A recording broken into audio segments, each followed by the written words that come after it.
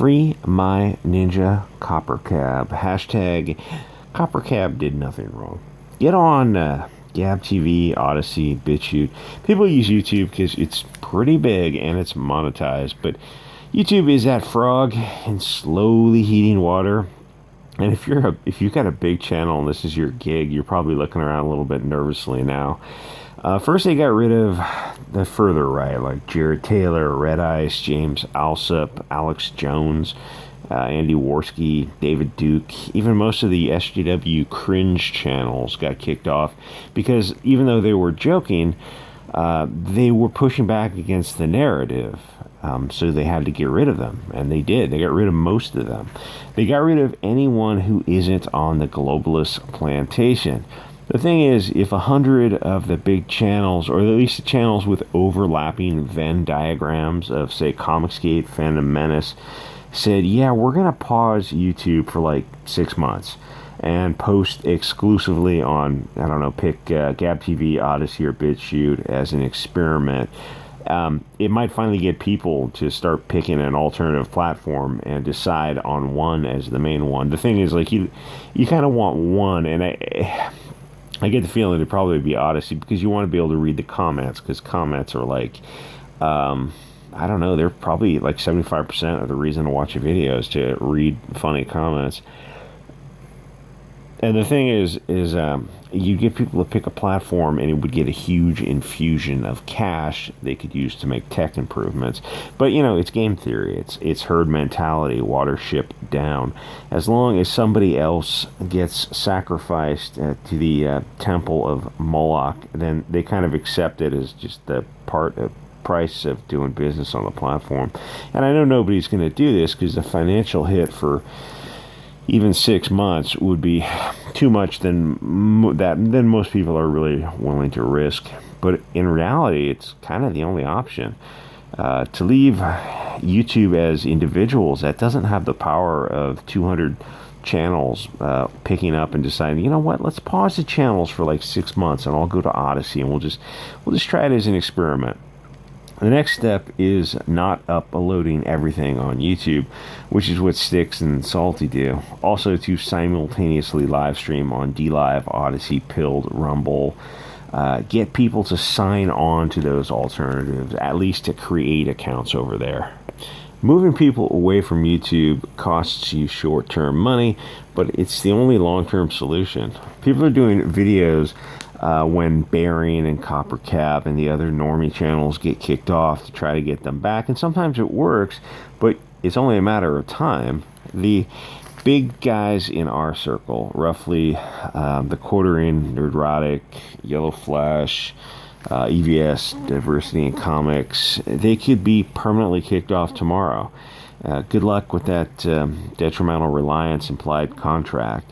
Suing Google's uphill battle. Eventually, Twitter and YouTube are going to hit this tipping point.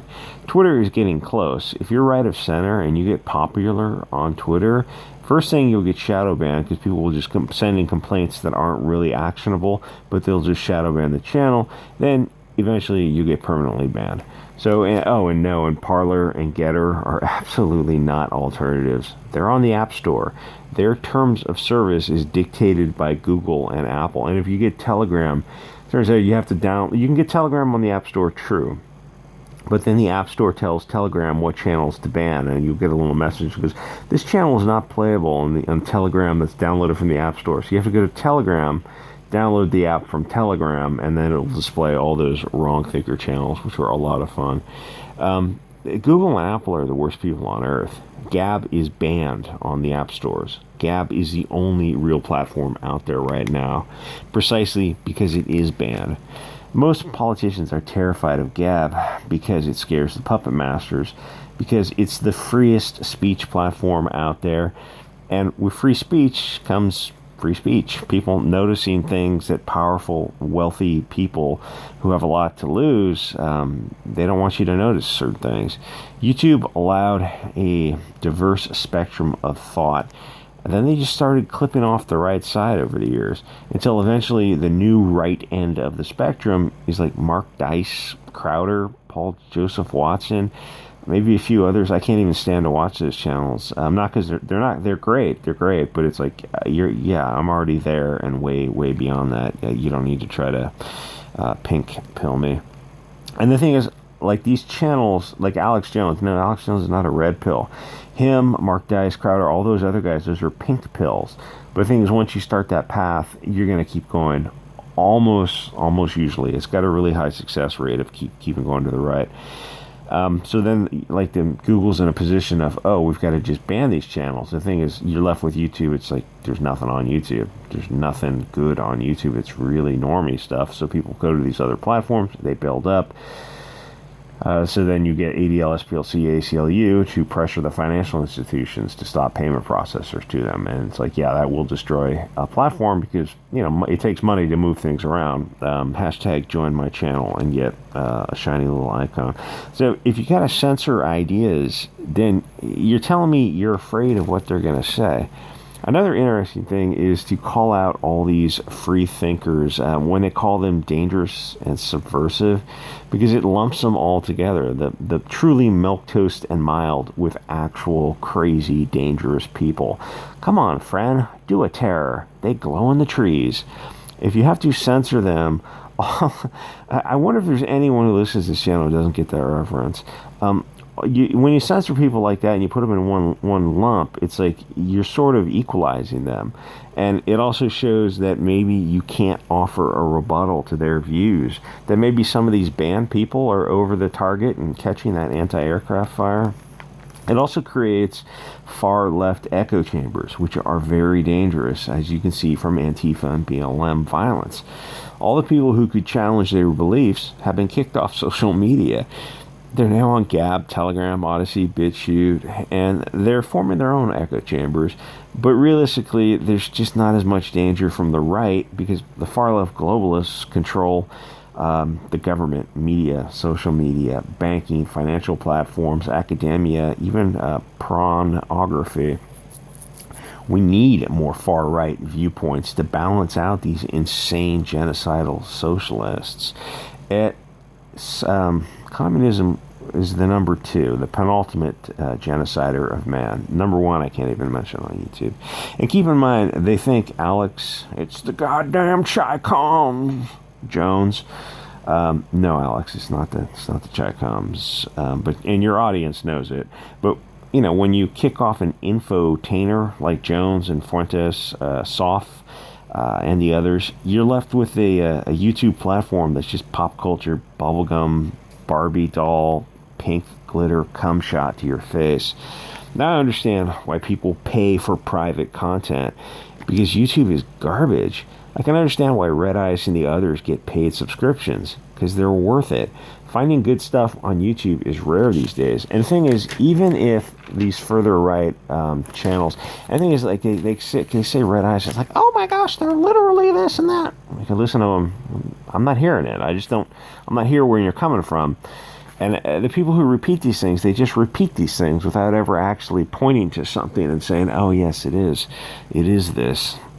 There's a bunch of recently kicked off channels and channels that are also on the way, about to get kicked off. Anomaly, no bullshit, Stick, Sex, and Hammer, Salty, they're on the chopping block. It's only a matter of time for some of them.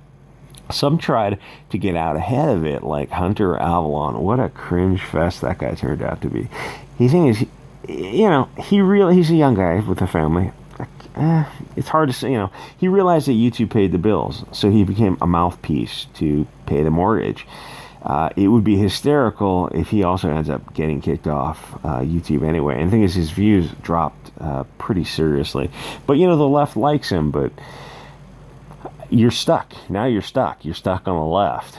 So good luck with that. Somebody said the goal was to firewall ideas on Gab, Telegram, Odysee, and BitChute, isolate them from the mainstream. I think a few years ago that would have been accurate.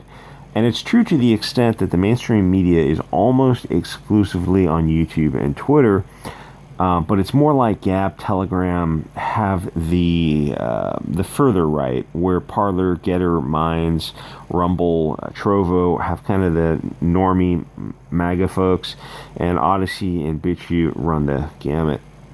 But the mainstream social media is mostly left of center. But when you add up all the normies on alternative social media, it's actually a pretty good chunk of people, and I'm not sure how isolated they are. And the thing they forget is that the mainstream media is losing influence. Trust in the media is at an all-time low, but trust has been declining for a while. But it's not that so much as fewer and fewer people are watching the mainstream media because there are so many alternatives, which probably pisses them off to no end. The left, maybe if you're over a certain age, you're watching CNN, like, oh yeah, this is a certain. You got to be like, you're talking like over 60s, in your 60s and over to be watching CNN.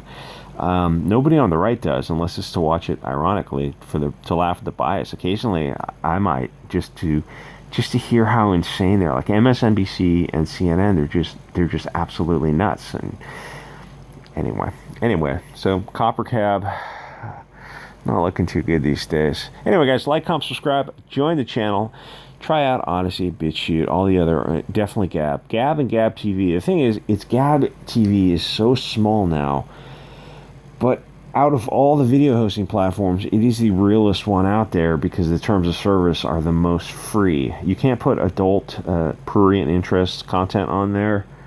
And obviously you can't put anything illegal like threats of violence or sales of contraband. But other than that, you've got the freest speech. Even Odysee, if you look at who owns Odysee, I can 100% guarantee you it's going to get woke.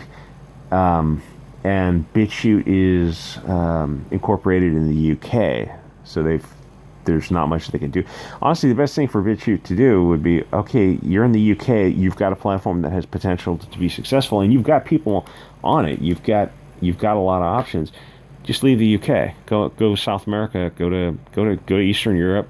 Go to America. Incorporate in America. You've got or New Zealand or any place with a robust free expression clause, or a country that just doesn't give a shit. Like, go somewhere else, anywhere else. Anyway, like, comment, subscribe, guys. See you on the next episode.